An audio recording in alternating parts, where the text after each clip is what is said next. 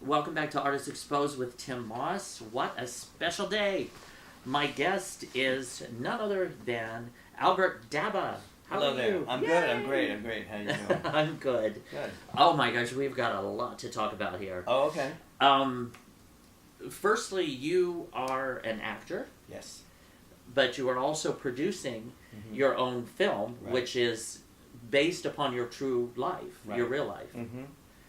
Which there is quite a lot to that. So, and that is called Extra Innings. Is that correct? Exactly.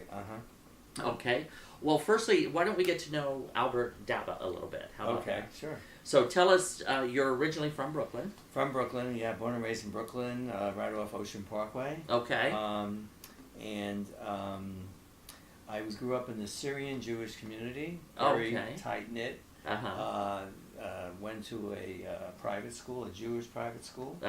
And so grew up in this modern Orthodox background. And I was the youngest of four. And I loved to play baseball. That was my passion. So I grew up dreaming of being a professional baseball player. Wow. Yeah. And that is what Extra Innings is about, correct? Yes. It's about growing up in the 60s when there was all that craziness going on in our culture.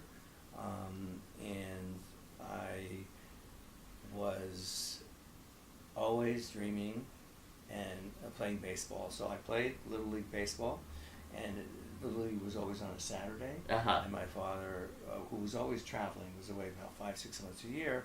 But when he was around, they always said, "You got to go to Temple," and I'd go to Temple, but I'd always sneak out early and play baseball. And he used to know, and he was like yelling, screaming at me. And he goes, "I pay so much for your private school. What are you doing playing this, game for?" Wow. Yeah, so I was a real rebel. And I constantly would still do it. You would continue. And I would ride my bike, because on the Sabbath we weren't supposed to ride in the car or take a bus. So I'd get on my bike. So you were Orthodox? Orthodox Jewish. Orthodox Jewish. Not with the payas or anything like that. We were modern Orthodox. So I would get on my rinky-dinky bike and, ride for about a half an hour to get to the field. And most of the kids had their parents there and stuff like that, but I never did. And but I was good. I was really a good ball player. What position did you play? I played, when you're young and you're really good, you kind of play like shortstop, center field, and pitch. So I did them all, and I loved it. There was nothing greater than, in my elementary school and high school, which I was also the same private school, but never had a baseball team. So I craved until Saturday came. But as I got older, they had more games during the week. So now on Saturday, what was that? Was that like a league, a neighborhood league or something? Yeah, well, it was Little League, which then grew into what they call sandlot baseball. Okay. And, I was really good, and then I ended up playing with this team called the Bonnies, which was all these kids who, outside of their high school team, played on these sandlot teams. So now I'm playing with all these kids who are mostly black, Spanish, Irish, very few Jewish kids. There were some, but none from a religious family. And for me, it was assimilation to the world of, the United States. And I loved it. Yeah. How did you find or stumble upon baseball or Little League, if it wasn't really something that your family? Good question. Yeah. I had two neighbors. One who was a Syrian Jew right across the street, and one who was an Italian right next to me. The Jewish guy was older. They were both older than me.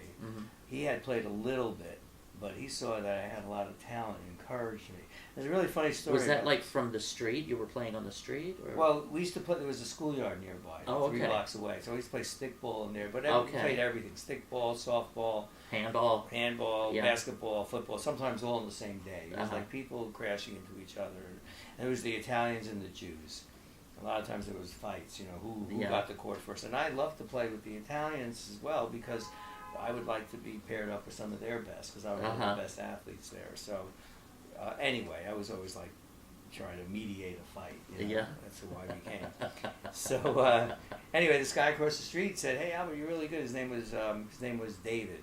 He said, David said to me, he goes, "Why don't you play Little League?" I swear to God, this is a story that I haven't told many people, but I said, well, how do you get in? He goes, it's $35. And I swear to God, I don't know if I'm dreaming or what, but I remember after talking to him, I saw $35 on the street. I love it. I swear to God. And I always went, did I making that up, or did it really happen? And I really think he dropped $35 Oh for me. my goodness. Uh-huh. And then there was this guy, John, who's my neighbor, Italian. Also, he had played in the minor leagues, apparently. He was a bit older. And he used to encourage me. I used to play with him, but I'll never forget. We just went fooling around once in Lincoln High School, and he threw a ball from, like, I don't know, short center field to me, and I was at home. And we were just practicing, and I missed it and hit me right above the eye. And I had to rush me to the hospital, but I'll never forget it. I go, man, I got to learn how to catch better because I got to play with you. This guy was good. But I really appreciated that. It was almost like I felt good that I got hit. Like it taught me something, like, focus more. I can play with these guys. It made me work harder, I think. Yeah, wow. So you would always challenge yourself by playing with more excelled or more experienced players. So when I played in Sandlot, and also, it was Sandlot when I really was playing with better ball. Because now these are the kids who, past Little League, who are little, as you get older, it falls off. People play, You go through high school, few of the people who play high school go play college, and who gets into the minor leagues, it's less and less, the better you are, the further you go if you really have a passion for it. So when I was playing with these guys, Sandlot, here's where I'm playing with some, many of them went into the major league, or not the major league, the minor leagues. I was playing with at that time, later on. But I'll never forget, catching like this guy, Eugene Lightford, a little, he was like 5'9", really fast black kid. And every time I had a catch with him before the game, I would always like look at my hand and go, wow, does he throw hard, So it was great, but I just loved playing with other kids who were just different. And I used to think, I can play just as good as them. I'm on their level. And, I felt proud to be with them. Whereas in my community, it was stay away from them. Yeah, right. That separation mentality. Exactly. So, but I felt opposite, and that's where I always felt I was different. I felt on the outside. Yeah, I can relate. So, but then also growing up in my family, my older brother and older sister had mental health problems, and, which I found out later. But how I also got introduced with baseball was my older brother, who was diagnosed schizophrenic. He had this love of baseball when he was a kid. So, but when he talked to me about baseball, which is about the only thing he ever talked to me about, was he talked about the old timers. Never about what's going on currently. And like back when I was a kid, I was a Yankee fan, and Mantle and Maris were in 1961 they were going for the home run title, and I talked to him about it, and he would go, well, yeah, there was Babe Ruth and Ty Cobb, and he's talking about all the ball player. And I go, but right now we got this, and he never seemed that interested.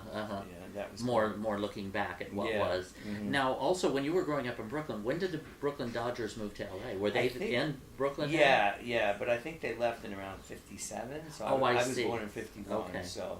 Because I know that in Brooklyn at that time there was big baseball fever. Oh yeah, and there was Ebbets Field, there was the New York Giants and the Polo Grounds, there was the Yankees and Yankee Stadium. So you had 3 professional baseball teams. Yeah.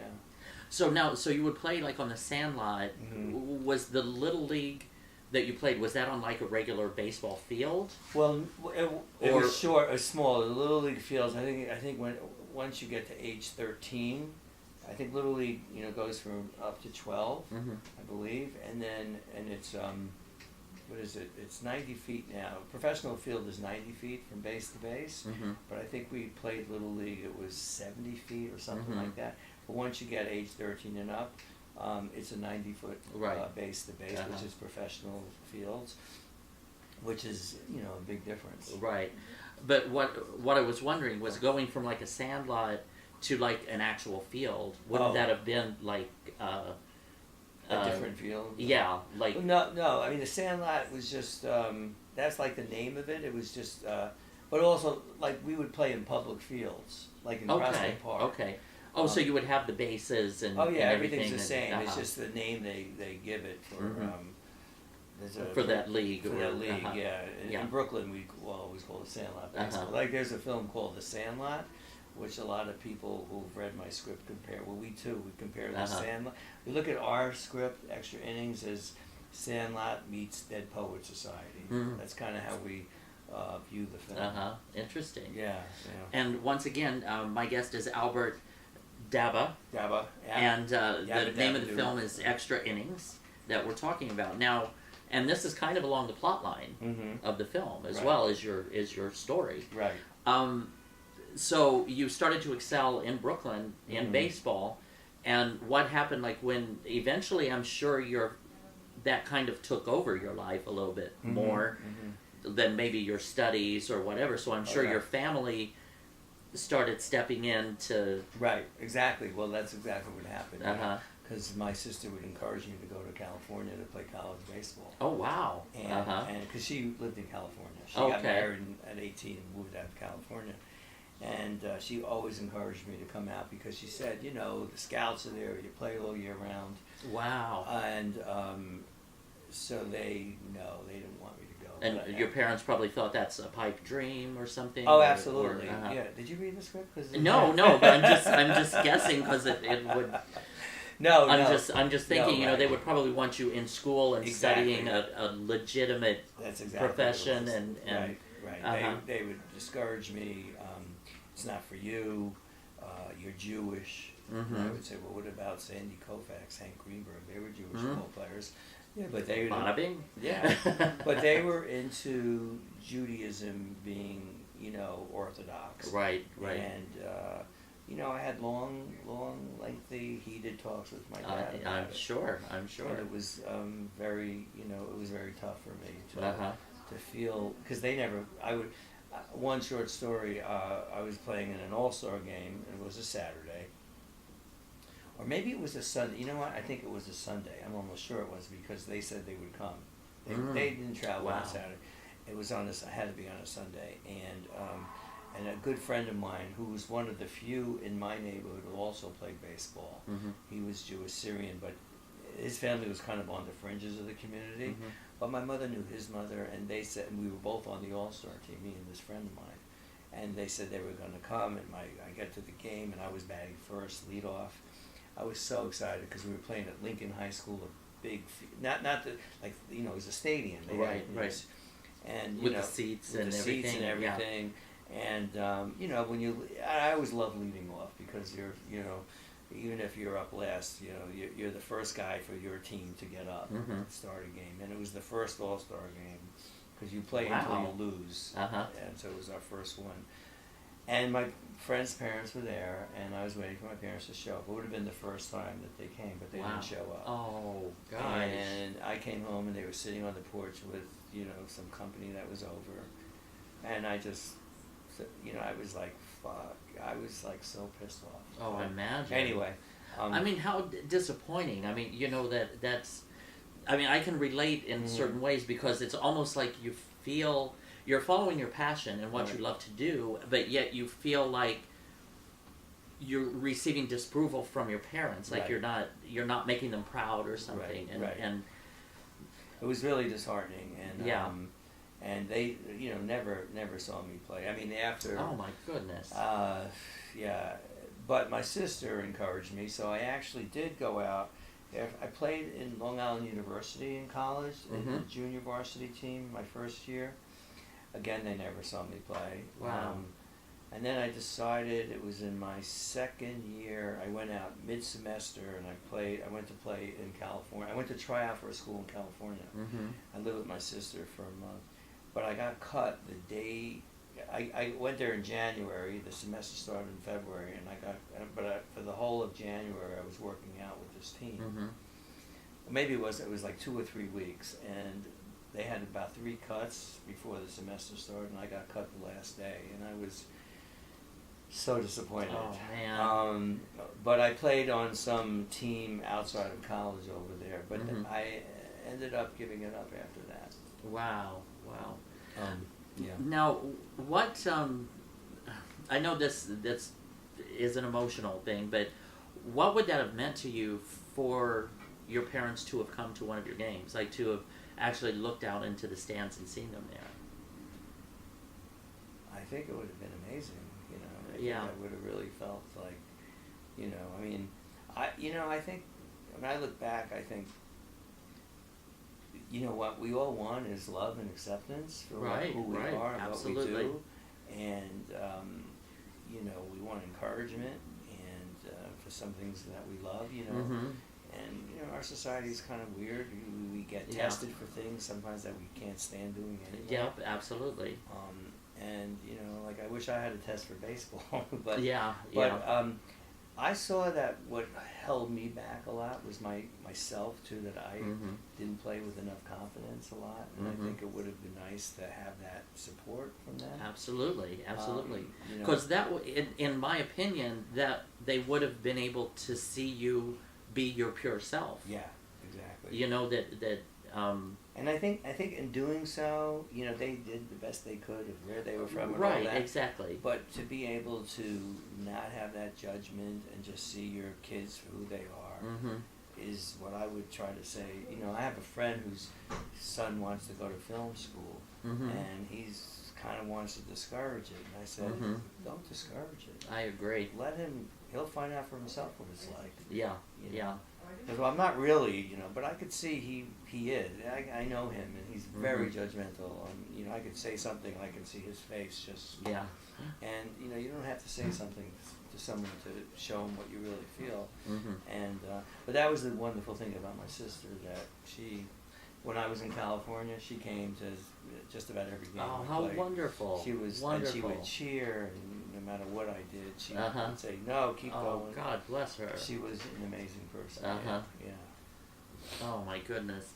Now you've also experienced some family tragedy as well with your brother and your sister. Yeah. So they both took their own lives. And, oh my goodness. And you know, and my sister, who I'm talking about now, we were very, very close. And yeah, she saw you for who you were. Exactly. Yeah. And she always encouraged me, and you know, like she was my older sister, and my older brother, unfortunately, never had much of a life. He died at age 30, but she died at she was 45, and she was a special woman, you know, and I always felt like I owed her something for being so giving to me, and and supportive. You know, and supportive. Like she lived in California, so I could call her. You know, I used to call her after a date sometimes, and, you know, because I could call her at 1, 2 in the morning, and it's like 3 hours back. And I said, "Hey, Joan, you know, I went out with this girl tonight," and she would say, "So what happened? What'd you do? Did you make out with her?" That's so cool. Yeah, so we talked very personally about stuff. Yeah, it was cool. Yeah. My goodness. Well, so when you were out in California, is that when you got bit by the acting bug, or? No, actually, no. I got bit by the acting when I came back to school here, and in my senior year of college, I got a job working as a mental health counselor. I switched I was a business major, I switched to psychology, minored in film, and got this job while this was in Brooklyn. Everyone was saying, "Are you going to go on for a master's?" And I hated school. And I said, "What? A master's? Are you kidding me?" But then I found out a social work program was only 2 days a week in school, and it was 3 days a week in a clinic. You had an internship. So that appealed to me, but I didn't go right away. I worked 2 years in the field, and then realized if I wanted to stay in it, I needed a master's. So I went for a master's in Florida, in Barry University, and in my second year, I was always kind of shy, you know, like, you know, especially in groups. And I said, let me take an acting course. It'll just be the last time in college, my last opportunity, I thought. I took an acting class, and I loved it. And it was the school used to be, it was a Catholic school, actually, that became co-ed. It used to be just a women's school, not the grad school, but the undergrad. So they needed men for their undergrad productions. So there was a lot of women. I was just going to say, you have a lot of women there? I love women. And my first play that I auditioned for was like singing and dancing. It was Applause, which was Lauren Bacall. I think it was Three Faces of Eve, the name of the movie that was made.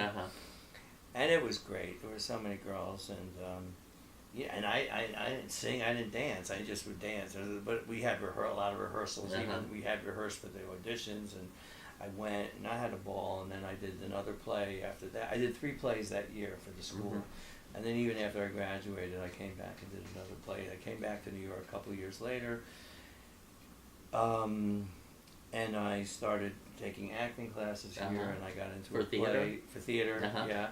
And I never forget, I called up this woman just at a backstage, and I said, you know, what level of actor do you take? She goes, all levels. We have a guy in Broadway right now. We have this, we have that. And I said, oh, perfect. So I came in, and I'll never forget this guy named Cameron, first class. You know, he was gay, and he, in the middle of the class, all of a sudden, he sits on my lap, and I'm like, whoa, like, welcome back to New York. So we ended up doing a play there in the class. She directed it, and the teacher, and it was a fabulous play. And I fell for this woman who I was telling you about before in the play, and we ended up living together for a while. And her son right now is a big time actor.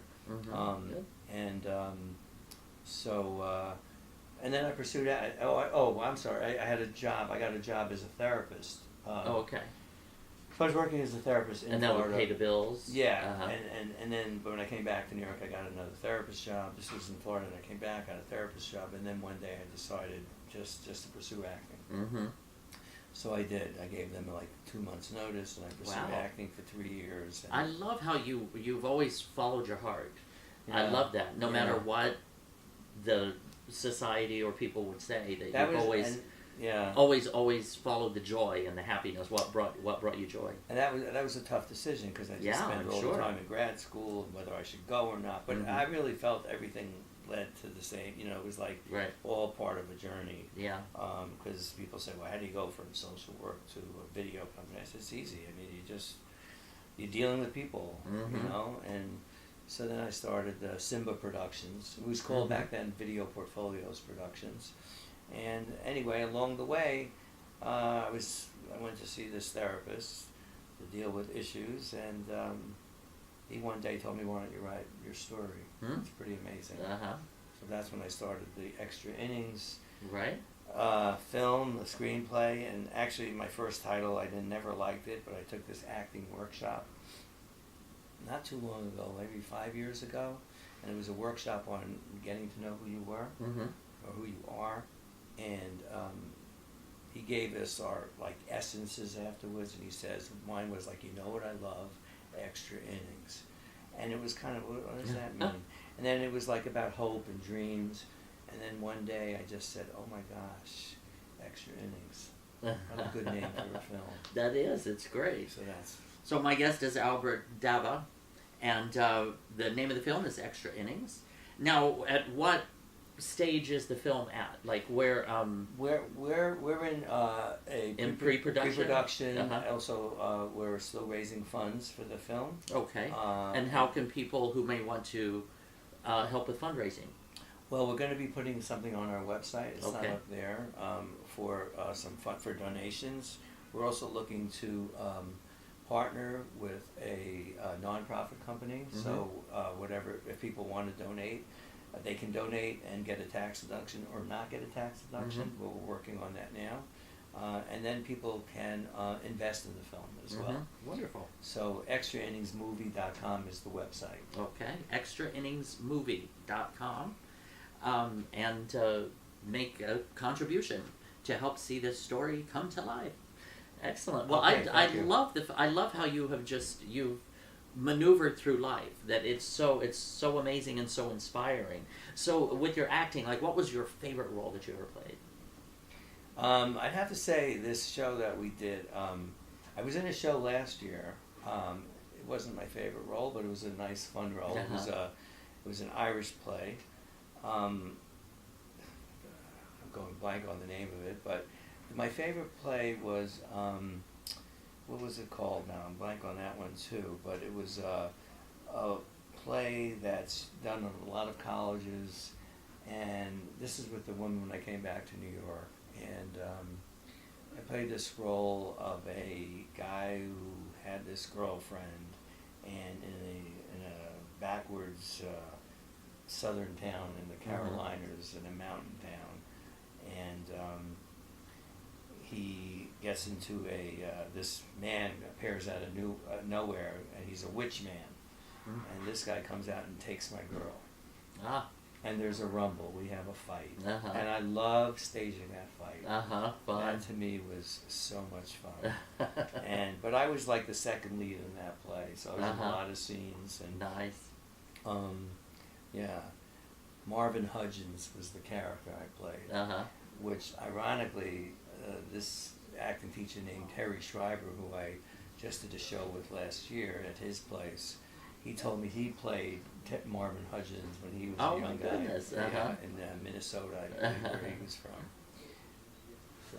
Well, once again, Albert Dabah, I thank you so very much for taking a little bit of time and sharing your story with us. The name of the film is Extra Innings, and you can go to extrainningsmovie.com to either make a donation or contribution, or to find out more about this wonderful film. And again, thank you so much for sharing your life with us and some of your experiences. Thank you. And so we've got Albert Dabah, the baseball player, and the actor, and the Simba Productions owner. I mean, you've done it all. I love it. Oh, thank you very much. My pleasure. It's been a Well, pleasure. so good to see you. Same here. Thank you so very much.